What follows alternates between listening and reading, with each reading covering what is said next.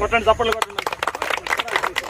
మనం ఈ సన్మానం గిఫ్ట్లు ఇవన్నీ కాదు, రైతుకు ఒక 2 క్వింటాలు అదనం మండాలనే ఉద్దేశంతోనే ఆయన మంచి విత్తనాలు కొనుక్కొచ్చుకుంటూ మంచి దిగుబడి వచ్చింది. ఇంకా వస్తుంది. ఇప్పుడున్న కాయలు కూడా పిందెలు పడితే ఇంకా కాపు వస్తుంది. కాబట్టి మీరు ఇంకో 10 మంది చెప్పగలగాలి. మనం ఇప్పుడు విత్తనానికి సందర్భం ఆయన సన్మానం చేసే అవకాశం ఎందుకు వచ్చిందంటే ఆయన గోల్డ్ కార్డ్ అనే విత్తనం కొనుక్కొచ్చిండు. గోల్డ్ కార్డ్ ఏం కొనుక్కొచ్చిండు? Gold card. గోల్డ్ కార్డ్ విత్తనం వల్లనే ఆయనకు సన్మానం. అంటే అట్లని కాదు, ఆ రైతు ఏ విత్తనం వేసినా కష్టపడి పండిస్తాడు. కాకపోతే గోల్డ్ కార్డ్ వేయటం వల్ల దానికి ఏంటంటే ముందస్తుగా కాపు వచ్చింది. మీరు ఇంతమంది చూడగలుగుతున్నారు. ఆయనకి సన్మానం అదృష్టం దక్కింది. మాకు ఇది మీ 10 మంది చూపించుకునే అదృష్టాన్ని కలగజేసింది. కాబట్టి మేము ఆయనకు మనస్ఫూర్తిగా సన్మానం చేస్తున్నాం.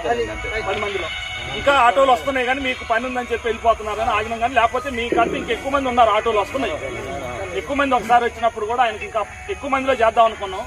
కానీ ఒక్కొక్కటి వచ్చిపోతే మళ్ళీ ఇబ్బంది అయింది అని చెప్పి ఈ మధ్యలో మనం నాగేశ్వరరావు గారిని అభినందించాలి. గోల్డ్ కార్డ్ ఇత్తనాన్ని గొప్పతనం చెప్పుకునే ముందు నాగేశ్వరరావు గారి పనితనాన్ని కూడా మనం ఒప్పుకోవాలి. అదే కదా, నిలబడి అందరికి ఫోన్ నెంబర్ రాయని వాళ్ళకి రాసుకుంటూ ఒక్కోటి ఇచ్చి